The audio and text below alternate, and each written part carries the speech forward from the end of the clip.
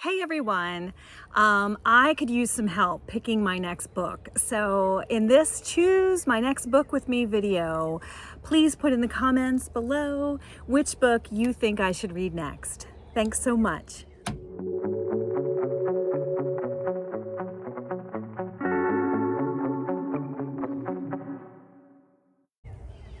All right, welcome to Book Talks with Miss Thomas. I'm Miss Thomas.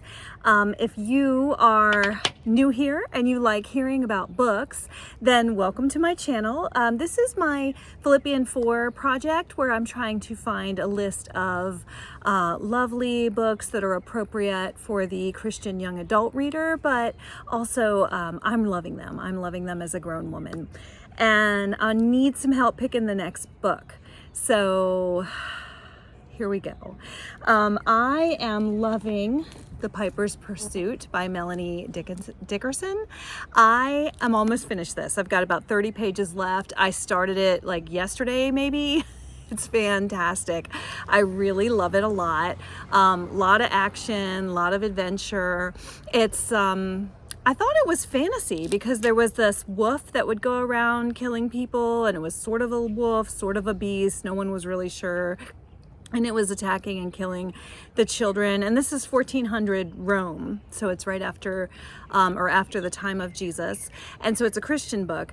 But I don't know. I don't think it is a fantasy because it turns out it really is a wolf that has been starved and abused, and it's killing people so that, well, there's a whole sinister plot that unfolds. But these children are being kidnapped to serve for this corrupt person, and I don't want to give anything away, but this is a really good book. I love this book. There's a lot of action and adventure in The Piper's Pursuit. So, love that one. Can anything top it? I don't know. Here we go. All right. So, it's between Dear Mrs. Bird, which Krista recommended at Books and Jams. I'm going to read all of these eventually. So, which one do I read next, though? So, Dear Mrs. Bird, it's the story of a World War II newspaper gal, I guess. She wants to be a reporter, but she, I guess, doesn't quite get the job she'd like, and she finds herself writing in an advice column, I think, as best I understand it. But it's supposed to be a great story about a young woman trying to make her way in the work world during World War II. And I think there's probably going to be some good advice in there. This one, my dear friend loaned to me, Peace Like a River. I've mentioned it on another video. It's just, I'm overdue to read it, and I really want to read it. And it's the story of, let's see, Enger brings his 11-year-old Reuben, an asthmatic boy, into the Midwest, and he has reason to believe in miracles. Along with a sister, Reuben finds himself on a cross-country search for his outlaw brother who has been charged with murder. So a father searching, I think, a lost brother with his 11-year-old son. I don't know. It sounds really good, and it is a bestseller, so I have been meaning to read that, and I think it's rude of me to hold on to this book so long, so I want to read that and return it. And then this one I saw on Stacy's channel. I think it's called Christian Reads and Classics. I'll double check on the name of the channel. I always think, like, what's the name of her channel again? I love her channel, but she talked about this book, Crisscross, as a horror Christian book. And I was just intrigued by that concept. How does one write Christian horror? So this one is about a girl who is on the run, and I guess there's a stalker, and it's supposed to be pretty creepy. Now, here's the root of my problem, okay? These are all books. These three are books that well, this one was loaned to me, but these two I bought, and I'm dying to read. So I'm dying to read these two. And this one sounds really fantastic, and my friend knows my taste in books. So if she recommended this, I know I'm gonna love it. But the problem is I watch so much BookTube, and I sit there and I look up books while I'm watching other people's videos. And so I need to somehow like maybe get a pen and paper and write down the name of the book and who recommended it. Instead, I get in the library catalog and I just reserve them while I'm watching, which is really great because I have a ton of books, but it's a problem because then I get the book and I can't remember who recommended it. And also, they're all library books and they have to go back. And so as much as I want to read these books, I'm thinking, oh, I gotta get these library books back. And I haven't turned in an overdue library book yet. So I have been pretty good. I have been pretty responsible. But sometimes I have to give them back because I know I'm not going to get to them, and that really stinks. So hopefully I can pull them up from my history. All right, so here are my library books. This one, The Librarian of Boone's Hollow. I don't remember much about it. During the Great Depression, I think this girl ends up delivering books on horseback. And so it's during the Great Depression, historical fiction. Librarian of Boone's Hollow. The Spice King. Everyone's talking about this book. It's supposed to be really good. It's about, I guess, a guy who is, he has like a company, a spice company, and somehow there's a girl who gets mixed up in the business tycoon's life. Her name is Annabelle, and she needs to choose between her heart and the loyalty to her country. Can Gray and Annabelle find a way through the storm of scandal? I don't know. It's supposed to be really good. People are talking about it. It's supposed to be good romance. In Search of a Prince. I believe that this one is Katie at Paperbacks and Ponytails, and I love her channel. And she's been talking about this book. And this one is about, oh, and it's an African-American author. That's nice. Toni, Shiloh, wife, mom, multi-published Christian contemporary romance author.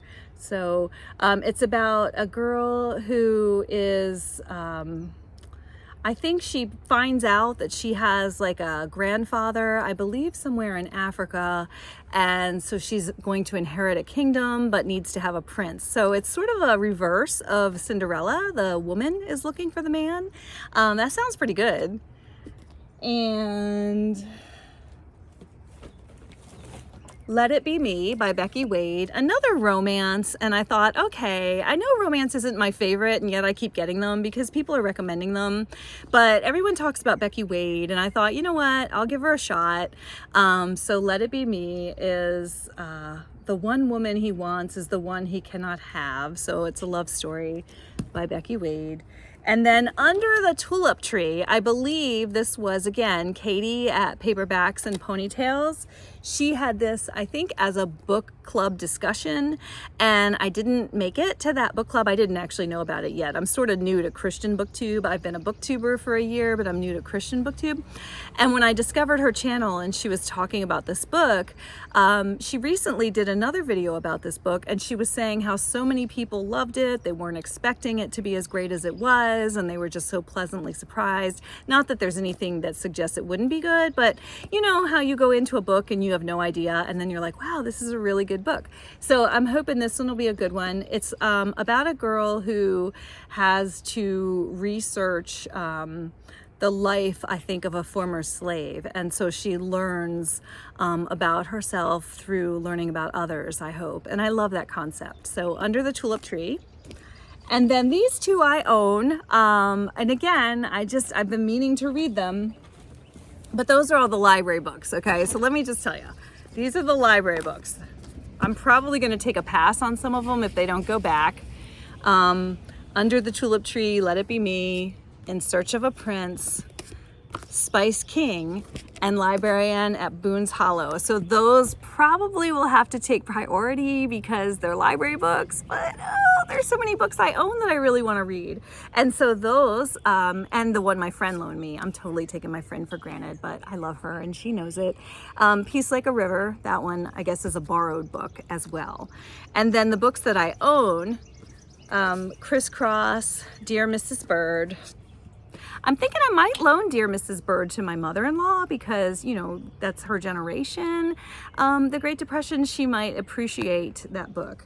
and I'll ask her what she thought of it. Now, these are two other books that I own, that I have owned for a while, and I am just dying to read them, absolutely dying to read them. So I might say, sorry, library, I gotta read these. This one is one that I bought from Thrift Books, the Solid Grounds Coffee Company, and I believe it's a Christian book about a woman who runs a bookstore, a coffee store. So I love that. I'm such a coffee drinker, and I love the just the idea of like a small business and the people that come in and out. I tend to love those cozy little books. So this one, I might go ahead and read it even though all these library books are here. I don't know. Tell me what you think in the comments. And then this one, Karen Kingsbury. I've mentioned this book a few times. It's one of my backlisted books. Someone Like You. I've been meaning to read it. I've been holding on to it for a year. I bought it on my last summer vacation at the beach, and I'm headed for another summer vacation to the beach, and I'm thinking, okay, it's been a year. You bought this at the last vacation. You need to read it before your next vacation, or you'll feel like a complete slacker. So anyway, Someone Like You, Karen Kingsbury.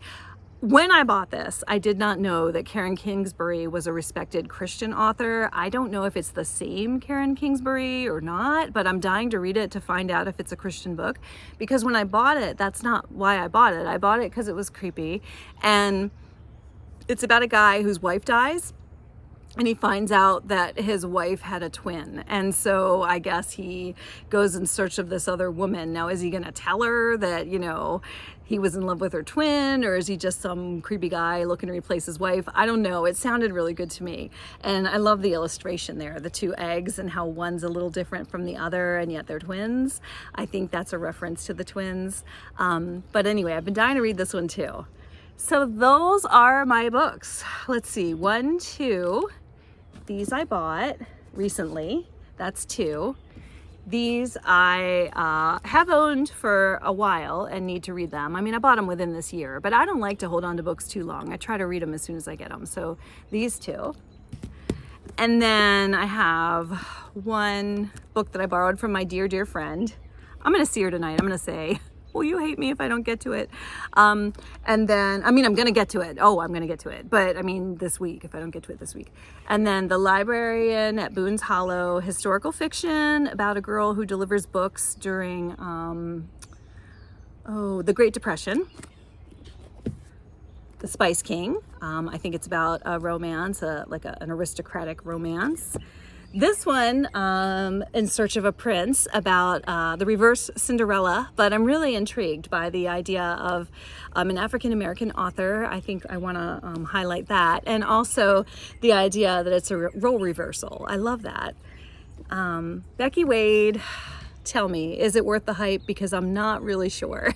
Everybody likes Becky Wade, so I figure I'll give her a try. And then Under the Tulip Tree. So I believe Katie at Paperbacks and Ponytails said it was good, and if she said it was good, I believe it.